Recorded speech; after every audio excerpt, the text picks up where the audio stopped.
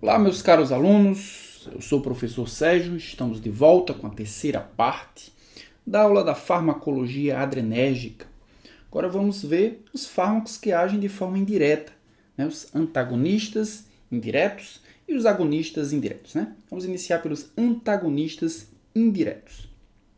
Então, os antagonistas indiretos são fármacos que reduzem os níveis de noradrenalina na fenda sináptica. Então, eles não agem diretamente sobre o receptor, mas de forma indireta eles reduzem os níveis de noradrenalina, reduzindo assim o tônus noradrenérgico, ou seja, diminuindo o tônus simpático, né?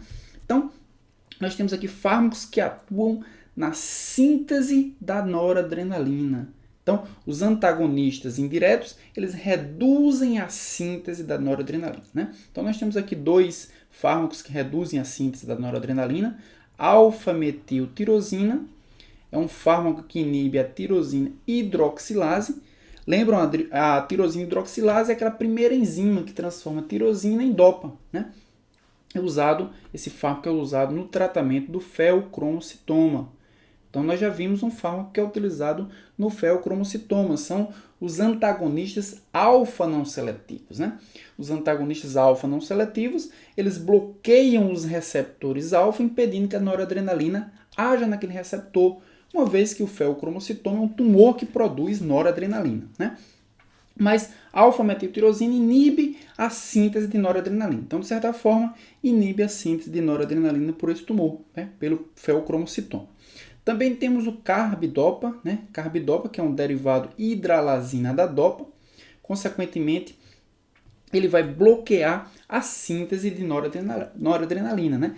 No caso aqui, não só noradrenalina, mas vai impedir também a síntese de dopa, né? Então, muito utilizado aí no parkinsonismo, né? No parkinsonismo. Então, nós temos também inibidores do tônus simpático, fármacos que afetam a síntese da noradrenalina, como, por exemplo, a clonidina, né? A clonidina é um fármaco que age em receptores alfa-2, né? Nós já vimos isso. Agem em receptores alfa-2, são agonistas alfa-2, então eles não agem exatamente na síntese da noradrenalina, mas agem na liberação de noradrenalina. Então, clonidina é utilizado como antipertensivo por agir em alfa-2, estimulando o bloqueio, estimulando a inibição de receptores, estimulando a inibição dessa liberação da noradrenalina, né? E o alfa-metildopa, esse sim, é um fármaco que age na síntese da noradrenalina. Alfa-metildopa é muito parecido com a dopa, então ele bloqueia a enzima que transforma a dopa em dopamina. Sem dopamina, nós não temos aí a síntese da noradrenalina, ok? Então, na verdade, o que vai ser sintetizado vai ser alfa-metilnoradrenalina, que é um falso neurotransmissor, né? É um falso neurotransmissor. Também nós temos aqui os fármacos que agem no armazenamento da noradrenalina, né? O exemplo que nós temos aqui é a reserpina. A reserpina ela age bloqueando o armazenamento de noradrenalina. Já falamos sobre isso lá naquela primeira parte dessa aula dos fármacos adrenérgicos, né? Então, a reserpina ela bloqueia aquele transportador vesicular, né? O transportador VMAT, que é um transportador que leva a noradrenalina para a vesícula, né, sináptica, e aí armazena aquele neurotransmissor até que ele seja liberado. Então, sem que ele seja armazenado, ele não consegue ser liberado. A reserpina faz isso, inibe o transporte da noradrenalina para dentro da vesícula sináptica. Consequentemente, ele não vai ser liberado e aí nós temos a redução dos níveis de reserpina. Guanetidina também é um fármaco antagonista, adrenérgico do tipo indireto, né? A guanetidina impede a liberação da noradrenalina nas terminações nervosas. Então, a reserpina impede o armazenamento dela dentro da vesícula sináptica, mas a guanetidina impede a liberação. Então, mesmo depois que haja um impulso nervoso, a guanetidina ela não permite que a vesícula sináptica se funda com a membrana plasmática do neurônio e, consequentemente, libere aí a noradrenalina. Sem noradrenalina, nós temos redução, né, de forma indireta, né, do tônus simpático. E os agonistas adrenérgicos indiretos, né? Vamos ver quais são os fármacos que de forma indireta conseguem aumentar os níveis de noradrenalina. Por isso que eles são agonistas. Eles não agem nos receptores, mas eles agem no neurônio, permitindo que aquele neurônio produza ou libere mais noradrenalina. O primeiro exemplo que nós temos aqui é a anfetamina. Então, a anfetamina ela é absorvida aqui pelo neurônio, ela age na vesícula sináptica, permitindo ou aumentando a liberação de noradrenalina. Então, a anfetamina é um fármaco excitatório, né, uma molécula excitatória que permite o aumento da liberação de noradrenalina que está armazenada na vesícula sináptica. Então, ele não interfere na síntese. O neurônio é quem é responsável pela síntese da noradrenalina. Mas a anfetamina ela acelera, aumenta a liberação, né, desse neurotransmissor. Também nós temos como exemplo aqui os inibidores da monoaminoxidase, ou seja, os fármacos que inibem a degradação de noradrenalina pela monoaminoxidase. Então nós vimos, né, lá naquela primeira parte dessa aula que a noradrenalina, ao ser liberada, age em seus receptores, mas posteriormente ela é captada, captação 1 ou captação 2, e é degradada pelas enzimas monoaminoxidase ou catecol ou ortometiltransferase, né? Uma das enzimas que é a monoaminoxidase pode ser inibida. Pode ser inibida, por exemplo, pela moclobemida. Pode ser inibida também pela selegilina. Inibe duas isoformas diferentes de monoaminoxidase, né? Monoaminoxidase A, monoaminoxidase B. A gente vai falar melhor dessas enzimas quando tivermos a aula de antidepressivos, né? Os fármacos que agem inibindo a monoaminoxidase são usados principalmente como antidepressivos, porque ao inibir a monoaminoxidase, eles aumentam os teores das catecolaminas, né? Monoaminoxidase não é restrito à noradrenalina, metaboliza diversas outras catecolaminas, né? Mas também aumenta os teores de noradrenalina, ok? Então, nós temos aumento dos teores de noradrenalina por redução do seu metabolismo pela monoaminoxidase. Também nós temos os fármacos de ação central, né? E a anfetamina é um fármaco de ação central. A gente viu como é que ele age, né? A noradrenalina ela é absorvida, ela é armazenada, né? Ela é recaptada, né? Pela captação 1, ela é armazenada em vesículas sinápticas e o que a anfetamina faz é aumentar a sua liberação. Então, por isso que ele é um fármaco agonista de ação indireta, né? Mas nós temos também o efeito da cocaína, que também é um fármaco excitatório, que também é uma droga, uma molécula excitatória. E a cocaína aumenta os níveis de excitação, aumenta o tônus simpático central, né, da noradrenalina, porque ela impede, né, a cocaína impede a recaptação 1.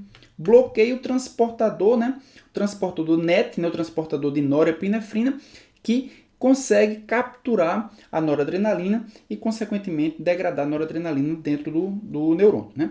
Sem essa captação, nós temos a noradrenalina agindo por muito mais tempo na fenda sináptica. Consequência disso são os efeitos, né, excitatórios da noradrenalina, ok?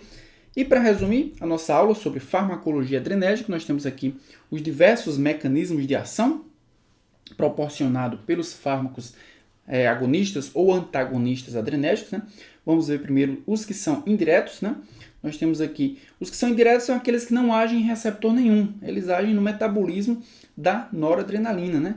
Nós temos aqui os inibidores da MAO, são fármacos que ao inibir a MAO, eles inibem o metabolismo da noradrenalina. Consequência da ação dos inibidores da MAO é o aumento, né, das concentrações de noradrenalina, ou seja, eles são agonistas indiretos da noradrenalina, do sistema adrenérgico, melhor dizendo.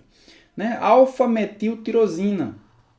A alfa-metiltirosina é um fármaco que vai inibir a tirosina hidroxilase, ou seja, vai inibir a síntese da tirosina. Né? Se nós temos uma menor síntese da tirosina, nós temos uma menor síntese de noradrenalina, nós diminuímos assim as concentrações de noradrenalina, né? Então, é um fármaco que é capaz de reduzir as concentrações de noradrenalina de forma indireta, ou seja, é um antagonista indireto da noradrenalina, ok? A reserpina também é outro fármaco que é indireto, né? A reserpina, ela impede que a noradrenalina que foi sintetizada, ela não age na síntese, mas ela impede que esse fármaco que foi sintetizado ele seja transportado para dentro da vesícula. É só dessa forma que a noradrenalina pode ser liberada na fenda sináptica, né? Então, se a reserpina impede o transporte de noradrenalina para dentro da vesícula sináptica, consequência disso é redução dos níveis de noradrenalina. Ou seja, a reserpina é um antagonista indireto, né, do sistema adrenérgico, ok?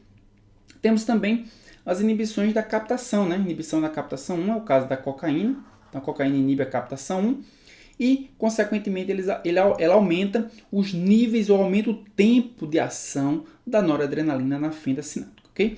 E existe também os inibidores da captação 2. Além disso, nós temos os fármacos que agem de forma direta, né? Os agonistas diretos, como os agonistas alfa-2, né? Na verdade, ele é agonista de receptores alfa-2, mas por ser agonista de receptores alfa-2, ele aumenta a inibição da liberação da noradrenalina. Ou seja, os agonistas alfa-2, eles reduzem os níveis de noradrenalina. Então, na prática, eles são antagonistas adrenérgicos, ok? E os antagonistas alfa-2, eles proporcionam um efeito contrário. Por serem antagonistas alfa-2, eles proporcionam um estímulo da liberação da noradrenalina. Então, os antagonistas alfa-2 são agonistas adrenérgicos, ok? E ainda temos os agonistas e os antagonistas de receptores alfa e beta, né? Que nós temos o antagonista beta adrenérgico, né? Principalmente utilizado para problemas cardíacos, né? Os antagonistas, os bloqueadores beta, que são seletivos para receptores beta 1, reduzem a força de contração, reduzem também a frequência cardíaca, né? E, consequentemente, reduzem a pressão arterial. E os agonistas beta 2 são principalmente utilizados para problemas respiratórios, né? Por promoverem uma broncodilatação, né? Já os fármacos que agem em receptores alfa, nós temos os agonistas alfa-1, né, que são utilizados principalmente como descongestionantes nasais, por promoverem vasoconstricção e promoverem, portanto, a congestão nasal.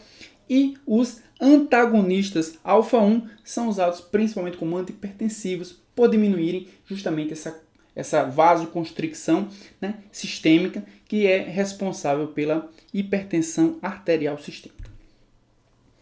Então, pessoal, chegamos ao final de mais uma videoaula. Nós vimos os fármacos que agem no sistema adrenérgico. Na próxima videoaula, nós veremos os bloqueadores neuromusculares. Okay? Então, não percam, bloqueadores neuromusculares são fármacos extremamente importantes